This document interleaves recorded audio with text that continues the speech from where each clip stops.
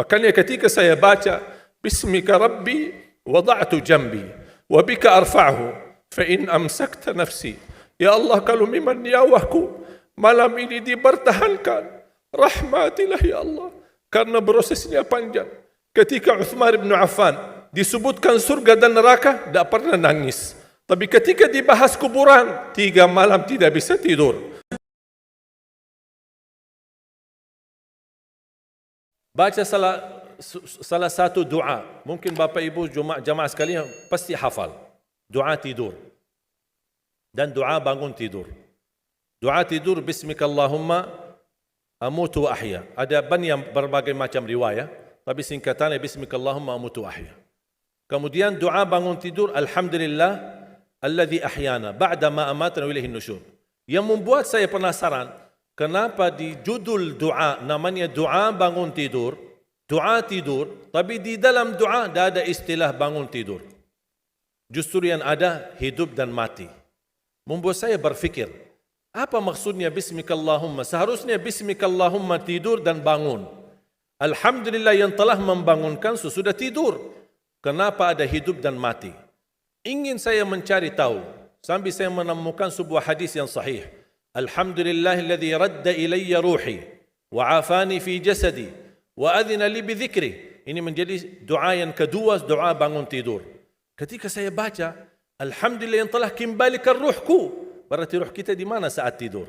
Wa afiat di jasadku, dan diizinkan untuk bisa mengingat Allah Subhanahu wa taala. Membuat saya tambah penasaran, kenapa di saat tidur Allah sebutkan kata hidup dan mati, bukan kata bangun dan tidur.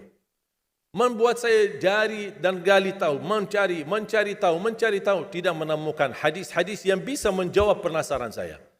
Subhanallah, ketika saya membaca Al-Quran, seperti biasa baca.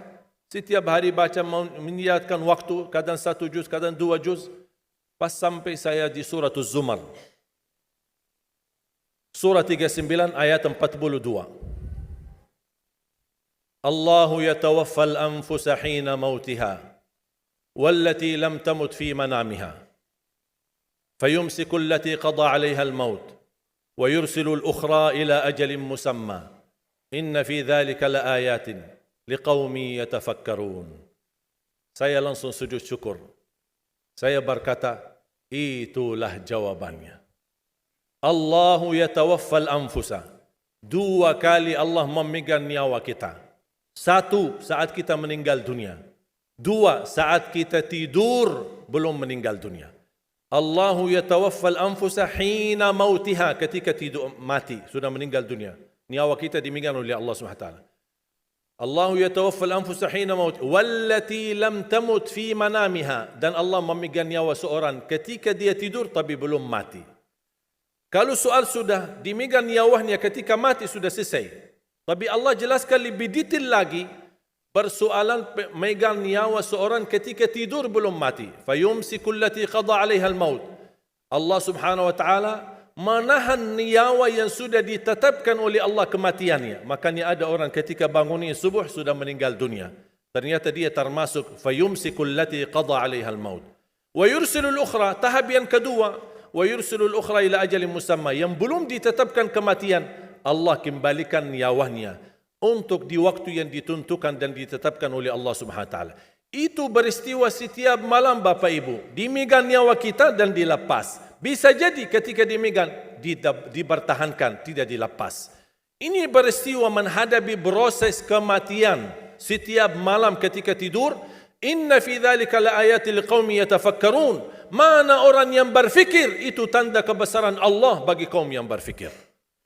Ketika saya baca buku-buku doa, ternyata saya menemukan doa yang hampir sama mentakwilkan ayat ini, tapi menjadi bentuk sebuah doa yang cukup panjang tapi sangat indah, apalagi kalau bisa kita menikmati dan menghayati isinya.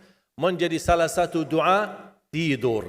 Tadi doa tidur ada 1 kan? Bismikallahumma amutu wa ahya. Doa bangun tidur ada 2. Alhamdulillahilladzi ahyana ba'da ma amatana wa ilaihin nusyur. Itu umum. Ada 1 lagi, Alhamdulillahilladzi radda ilayya ruhi wa afani fi jasadi wa adhina li bi dhikri Terus saya menemukan doa, ternyata doa tidur ada dua. Selain Bismika Allahumma amutu wahya, ada Bismika Rabbi wada'tu jambi. Dengan namamu ya Allah, aku berbaring. Wa bika arfa'hu, dengan namamu aku angkat. Fa in amsakta nafsi, ya Allah, kalau nyawaku dibertahankan malam ini, farhamha, rahmatilah ya Allah. Wa in arsaltaha fahfadha, kalau dilepaskan nyawaku, jagalah diriku sebagaimana terjaga dirinya hamba-hamba yang salih. Ketika saya baca dan setiap malam bisa merasakan Bismika Rabbi wada'tu jambi wa bika arfa'hu fa in amsakta nafsi farhamha. Ketika saya baca fa in amsakta nafsi farhamha, saya bisa merasakan ketika Allah wafatkan saya malam itu. Dan saya sangat memohon rahmatilah aku ya Allah. Ketika saya sendirian saat dimandikan, saat saya sendirian saat saya dikuburkan, saya sendirian saat disalati, saya sendirian saat dihisab, saya sendirian saat menghadapi munkar nakir, saya sendirian saat mereka mengucapkan man rabbuka, ma dinuka, man nabiyuka. Kalau bukan rahmatmu ya Allah, saya tidak akan bisa apa-apa. Saya tidak bisa nyaman, saya tidak bisa selamat, saya tidak bisa bahagia. Bagaimana kuburan yang sempit dan gelap bisa menjadi kun fayakun raudatum min riyadil jannah, taman dari taman surga. Bahkan Allah tunjukkan posisi kita di surga. Makanya seorang hamba yang bisa melihat posisinya di surga, dia berteriak, ya Allah, aqimis sa'ah, segerakanlah datangnya hari kiamat. Sebaliknya orang-orang yang na'udzubillah, ketika disempitkan kuburannya, bertambah gelap, bertambah hitam, belum lagi turun azab, ditunjukkan posisinya di neraka di sampingnya, dan dia berteriak, ya Allah, la tuqimis sa'ah, janganlah terjadi hari kiamat. Sudah aku disiksa di sini, sudah cukup, apalagi akan disiksa nanti di hari kiamat. Makanya ketika saya baca Bismika Rabbi wada'tu jambi wa bika arfa'hu fa in amsakta nafsi, ya Allah, kalau memang nyawaku malam ini dipertahankan, rahmatilah ya Allah. Karena prosesnya panjang. Ketika Uthman bin Affan disebutkan surga dan neraka, tidak pernah nangis. Tapi ketika dibahas kuburan, 3 malam tidak bisa tidur. Kata beliau, al-qabru awwalu manazilil akhirah. Kuburan itu langkah awal ke akhirat. Kalau itu lulus, lancar, bahagia, selamat, insya-Allah lebihnya aman dan sambil menuju ke surga. Tapi kalau kuburannya menderita, menjadi tersiksa, menjadi pahit dan tidak bisa nyaman, tidak akan bisa nyaman lebihnya dan selanjutnya, na'udzubillah min zalik. Wa in arsaltaha, ya Allah, kalau memang kami di malam ini masih ditetapkan, masih punya umur dan dilepaskan nyawa kami, kami masih diizinkan untuk beraktivitas dan beribadah, mendekatkan diri kami kepadamu ya Allah, kita ingat, fahfadha, jagalah dirimu, karena kami takut juga mengulangi dosa. Kami takut lagi mengulangi kesalahan. Kami takut menjadi orang yang suka selalu masbuk atau ketiduran dari salat. Kami suka terlalu banyak kelemahan dan kebodohan kami. Kami tidak mau ya Allah. Jagalah diri kami sebagaimana terjaga dirinya hamba-hamba yang salih. Wallahi jamaah sekalian, saya usulkan kalau bisa hafal doa ini, karena sangat indah, hayati maknanya, dalami isinya, agar kita tidur dan kita merasakan tergantung diri kita dengan rahmat Allah Subhanahu wa taala. Kalau memang mati malam itu, kita insya-Allah dirahmati Allah. Kalau kita masih punya umur, mudah-mudahan kita terjaga untuk bisa menjadi sebagaimana hamba-hamba yang saleh. Jamaah sekalian, kematian itu jauh lebih dekat daripada titik nafas kita setiap hari. Bahagialah seorang yang bisa sisahkan amalannya, yang bisa membuka buku amalannya walaupun dia mati, tapi terus disalurkan pahala, sedekah jariahnya tidak terputus. Sepengalaman saya, dan saya belajar, tidak pernah saya menemukan amalan sehebat untuk mendukung dan mewakaf Al-Quran. Al-Quran untuk dibelajari, Al-Quran untuk dihafal. Saya memiliki harapan yang sangat tinggi, insya Allah Indonesia sepanjang apapun kegelapan, sepanjang apapun kegelapan kezaliman, sepanjang apapun kehilangan keadilan, insya-Allah akan datang satu saat terbitnya matahari adil. Dan insya-Allah Indonesia akan menjadi negara Al-Quran. Saya bisa meyakinkan gitu karena saya telah merasakan bagaimana di Turki. Turki negara sekuler yang ratusan tahun serangi Islam, ratusan tahun menabaikan Islam. Tidak boleh kumandangkan azan dalam bahasa Arab, tidak boleh ada rumah tahfiz, tidak boleh ada pesantren, tidak boleh belajar agama, tidak diberikan anak-anak kita bisa belajar dengan sendirinya Al-Quran. Semuanya dilarang dengan keras, bahkan terancam orang-orang yang melanggar aturan itu.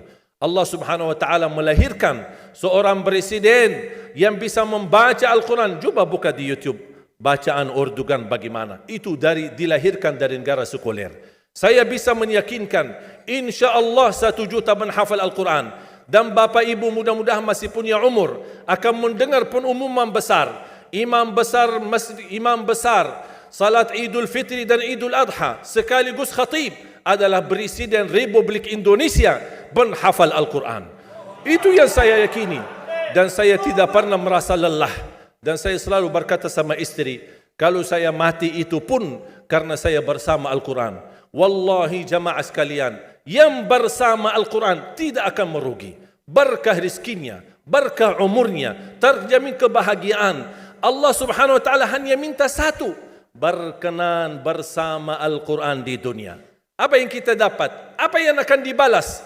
Akan Al-Quran temani kita di dunia, akan temani kita saat sakratul maut, akan temani kita di kuburan membela kita, akan menemani kita saat kita dibangkit oleh Allah, akan menemani kita saat hisab, akan menemani kita saat berjalan di atas sirat yang sangat tipis dan panjang, bahkan tajam jalanannya. Begitu sampai ke surga, apakah Al-Quran melepas? Tidak akan melepas. Al-Quran masih berkenan, padahal kita hanya cuma sekali berteman sama Al-Quran di dunia.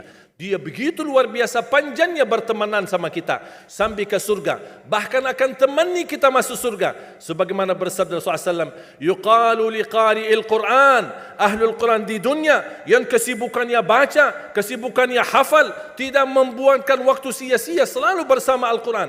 Allah suruh dia, bacalah dalam surgamu, naik derajatmu. Baca, naik lagi, tambah lagi baca, naik lagi. Sampai di posisi mana pun anda berhenti baca, disitulah posisimu di dalam surga. Bagaimana kata Siti Aisyah di riwayat Imam Muslim, jumlah tingkatan-tingkatan dalam surga Allah sesuai jumlah ayat Al-Quran. Oleh karena itu tidak ada yang lebih tinggi di dalam surga Allah daripada Ahlul Quran. Cukuplah bahagia Ahlul Quran ketika di hari kiamat dipanggil. Semua manusia dibangkitkan oleh Allah. Malaikat memberikan pengumuman, mana Ahlul Quran? Berdiri, rapat, berdekatan. Mereka maju. Mau bawa kami ke mana? Kalian terpilih menjadi orang yang terdekat sama Allah. Karena Ahlul Quran adalah keluarga Allah Subhanahu wa taala. Bukan hanya kita sendiri yang mendapatkan anugerahnya dan manfaatnya.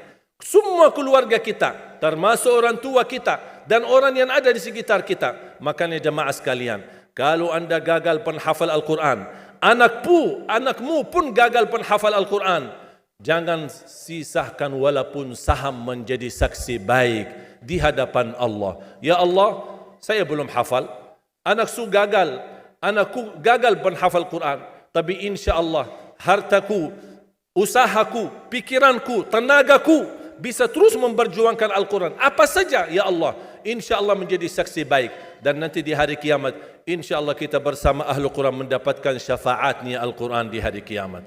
Kita sangat membutuhkan ayat-ayat yang dikumandangkan ketika meninggal dunia.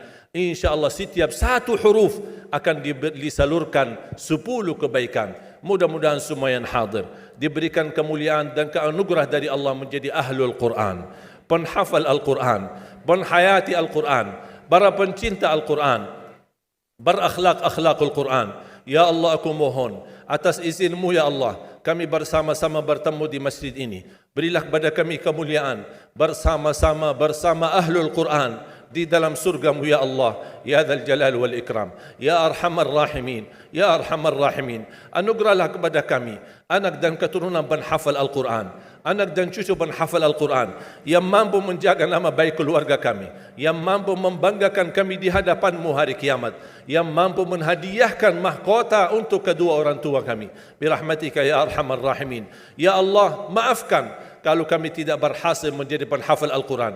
Tapi ya Allah, kami kurbankan nyawa kami, harta kami, usia kami, tenaga kami, pemikiran kami, ilmu kami untuk Al-Quran, agar Indonesia ke depan menjadi negara Al-Quran, agar Indonesia menjadi contoh terbaik untuk mata dunia, agar bisa kita melahirkan. Karena saya meyakinkan ya Allah, dan kami semua meyakinkan, terjamin masa depan Indonesia baldatun tayyibatun wa rabbun ghafur kalau selalu bersama Al-Quran. اغفر لنا ولوالدينا ولجميع المسلمين والمسلمات والمؤمنين والمؤمنات الأحياء منهم والأموات. ربنا آتنا في الدنيا حسنة وفي الآخرة حسنة وقنا عذاب النار.